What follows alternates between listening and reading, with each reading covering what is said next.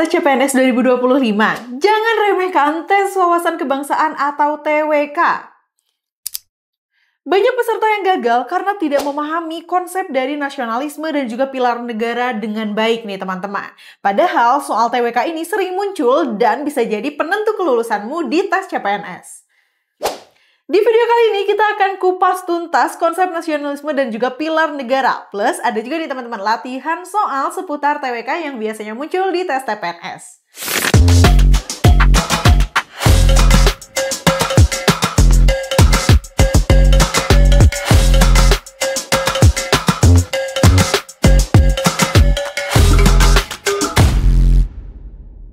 Setiap tahun banyak peserta yang gagal di tes TWK ini. Mengapa? Karena mereka menganggap TWK hanya hafalan, padahal TWK menguji lebih dari itu. Di dalamnya TWK menguji pemahaman yang mendalam tentang ideologi negara, nasionalisme, dan juga sistem pemerintahan. Contohnya, banyak sekali yang bingung cara membedakan nasionalisme dan juga patriotisme. Ada juga nih teman-teman yang keliru memahami Pancasila sebagai dasar negara dan ideologi terbuka.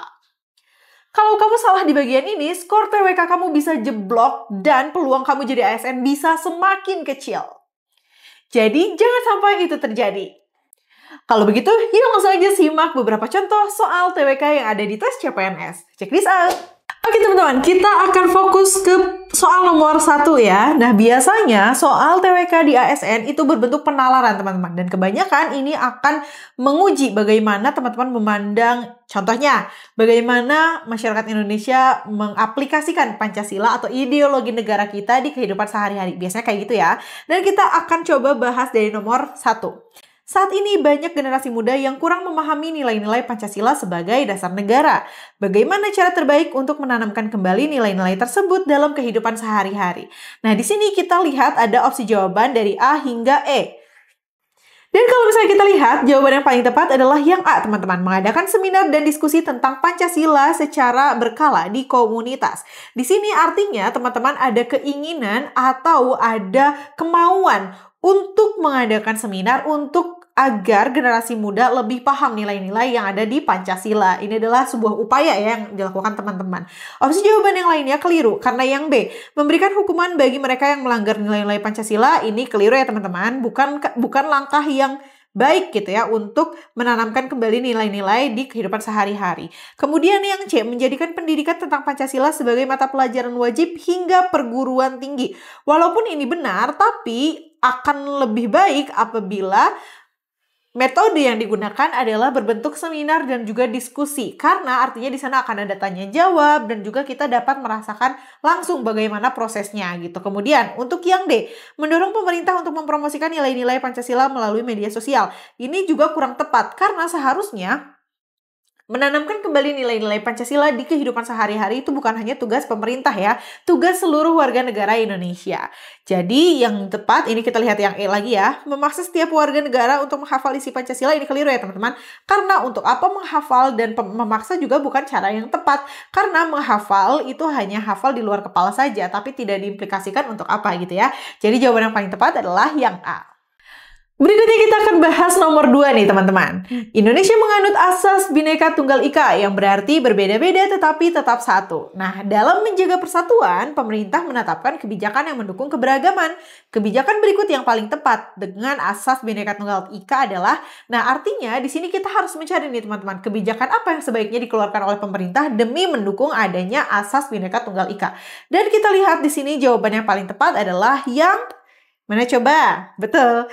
Yang C ya teman-teman, membentuk program pertukaran pelajar antar daerah untuk memperkuat pemahaman budaya. Nah, di sini kita tahu dengan adanya program pertukaran pelajar, artinya nanti akan ada banyak pelajar yang mencoba mengenal budaya-budaya baru di luar budayanya sendiri. Dan ini akan memperkuat kita akan asas Bhinneka Tunggal Ika. Opsi jawaban yang A, mewajibkan semua daerah menggunakan bahasa daerah masing-masing sebagai bahasa utama dalam pendidikan. Ini keliru ya teman-teman, karena nanti hanya fokus pada budaya mereka saja sendiri gitu, tidak mau mengenal budaya yang lain. Kemudian yang B, mengutamakan pengembangan kebudayaan di daerah-daerah yang mayoritas penduduknya sama. Ini juga keliru ya teman-teman, tidak ada perkembangan untuk mengetahui budaya lain. Kemudian yang D, menyamaratakan semua perbedaan budaya agar menjadi lebih seragam. Ini keliru juga ya teman-teman, karena menyamaratakan semua perbedaan bukan langkah yang tepat. Karena kita tahu bahwa negara kita kaya akan perbedaan, dan perbedaan tersebut yang membuat kita kaya. Jadi yang D ini keliru ya. Kemudian yang E juga keliru teman-teman, memberikan subsidi hanya kepada daerah yang memiliki potensi wisata tinggi. Ini juga keliru ya teman-teman, bukan salah satu langkah yang tepat untuk memperkuat asas Bhinneka Tunggal Ika. Jadi jawaban yang paling tepat adalah yang C. Oke, mari kita bahas soal terakhir nih teman-teman. Dalam sebuah organisasi non-pemerintah, anggota dari berbagai latar belakang berkumpul untuk menyusun program bantuan sosial bagi masyarakat kurang mampu. Dalam proses ini, mereka berusaha untuk mengakomodasi berbagai pendapat dan aspirasi. Manakah dari pernyataan berikut yang paling tepat untuk menggambarkan penerapan nilai Pancasila dalam situasi tersebut? Nah, di sini kita dihadapkan pada situasi adanya bantuan sosial dari berbagai anggota yang memiliki latar belakang berbeda bagi masyarakat yang kurang mampu. Artinya di sini ada nilai gotong royong dari Pancasila ya, teman-teman. Dan kalau di sini kita lihat bahwa si jawaban yang paling tepat adalah yang D, teman-teman. Menyusun rencana kerja yang mempertimbangkan masukan dari semua anggota.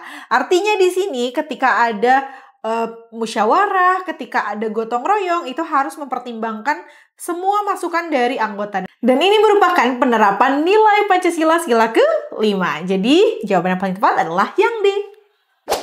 Nah, itu dia teman-teman contoh-contoh soal TWK yang biasanya muncul di tes CPNS. Nah, gimana? Mudah kan? Kalau kamu masih merasa bingung dan butuh banyak latihan soal, tenang aja, kamu bisa gunakan aplikasi Jadi ASN yang bisa kamu download di App Store dan juga di Play Store.